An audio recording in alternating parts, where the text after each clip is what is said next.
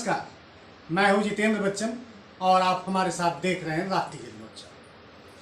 प्रयागराज से बड़ी घटना सामने आई है। बाघंबरी मठ के महंत नरेंद्र गिरी की रहस्यमय मौत को लेकर कई सवाल उठ खड़े हुए। सबसे पहली बात तो ये कि जो उन्होंने 6 पेज का सुसाइड नोट छोड़ा है, अगर उसे सत्य माना जाए तो इस मौत के जिम्मेदार उनके शिष्य आनंद गिरी और लेटे हुए हनुमान मंदिर के पुजारी आद्य तिवारी और उनका बेटा जिम्मेदार माने जा रहे हैं। सवाल इसका उठता है कि इस घटना के 1 घंटे बाद ही आनंद गिरी ने हरिद्वार में बयान दिया था कि महंत नरेंद्र गिरी की हत्या की गई है और इसके पीछे बहुत बड़ी साजिश है। ऐसे में यह भी सवाल उठता है कि आनंद गिरी को कैसे पता कि महंत नरेंद्र गिरी की हत्या की गई। एक बात।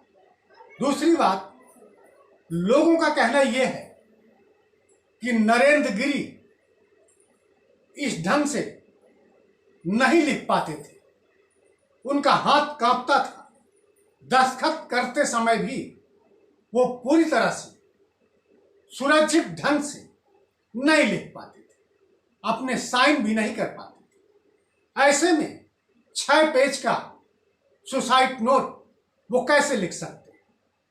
खैर, ये जांच का विषय है और इसकी जांच भी होगी। उसके बाद खुलासा होगा कि सुसाइड नोट फर्जी है या असली। दूसरा सवाल, जिस कमरे में नरेंद्र गिरी का शव मिला, उस कमरे में महंत नरेंद्र गिरी पहले कभी नहीं सोते थे। अब उसी दिन, जिस दिन उन्होंने आत्महत्या की, उस कमरे में कैसे पहुंच गए। तीसरी बात, बड़ा सवाल, नरेंद्र गिरी के शव को मठ के ही कुछ लोगों ने दरवाजा तोड़कर अंदर घुसे और फंदे से नीचे उतार दिया। क्यों? चौथा सवाल, जिस कमरे में नरेंद्र गिरी का शव मिला, उस कमरे में जो अटैच बाथरूम, उसका दरवाजा पीछे से खुलता है। इसका मतलब कोई भी व्यक्ति उनके साथ था जो उस रास्ते से बाहर चला गया। ये ऐसे सवाल हैं जो इस तरफ इशारा करते हैं कि महंत नरेंद्र गिरी की हत्या की गई। लेकिन ये जांच का विषय है। सूबे के मुख्यमंत्री योगी आदित्यनाथ ने इस मामले में एसआईटी गठित कर दी और जांच शुरू हो गई।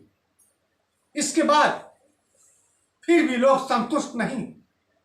संत समाज या फिर कई वकील, इसके अलावा कुछ राजनीतिज्ञों ने भी कहा है कि इस मामले की सीबीआई जांच होनी चाहिए। हाई कोर्ट इलाहाबाद में इससे संबंधित मामला भी विचाराधीन है। हाई कोर्ट तय करेगा कि इस मामले की सीबीआई जांच की जाए या नहीं। लेकिन जो घटनाक्रम है वो इस तरफ इशारा करते हैं कि मौत आत्महत्या नहीं है। अब सवाल उठता है कि जो सुसाइड नोट है, उसके अनुसार नरेंद्र गिरी की मौत की जिम्मेदार आनंद गिरी, जो उनके शिष्य हैं, और पुजारी आद्य तिवारी और उनका बेटा है। इन लोगों ने मिलकर के अगर कोई साजिश रची है तो ऐसे में एसआईटी इनसे किस हद तक जुर्म कबूल करवा पाएगी, यह भी देखने की बात है। कोर्ट ने बुधवार को आनंद गिरी को 14 दिन की न्यायिक हिरासत में जेल भेज दिया है। उनको जब तक रिमांड पर लेकर पूछताछ नहीं की जाएगी तब तक हकीकत सामने आनी मुश्किल। एक जो जानकारी ताजा ये है कि अभी तक इस मामले में 7 लोगों को पुलिस ने न्यायिक हिरासत में लिया है। हिरासत में लेकर के पूछताछ कर रही है। न्यायिक हिरासत में भेजे जाएंगे या नहीं, ये अदालत का मामला है, लेकिन जांच बड़ी तेजी से आगे बढ़ रही है। अब हम बात करते हैं अपराध की।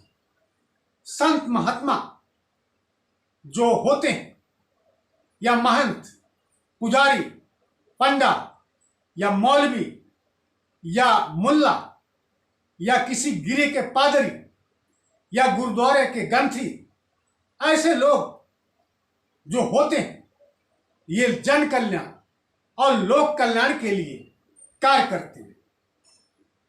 इनको इतनी बड़ी संपत्ति, इतनी अकूत दौलत की जरूरत कहां पड़ती। इसके बावजूद हमारा संत समाज लगातार, चाहे वो मठ हो, चाहे वो किसी मंदिर की बात हो, गुरुद्वारा या फिर किसी चर्च या मस्जिद की बात, लोग ट्रस्ट बना करके या अन्य तरीके से अरबों खरबों की संपत्ति एकत्रित करते हैं। इस मामले में नरेंद्र गिरी की मौत के मामले में जर जोरू जमीन का ही कारण सामने आ रहा है, क्योंकि घटना से पहले 6 बीघे जमीन नरेंद्र गिरी ने बेची थी, जो करोड़ों में बेची गई।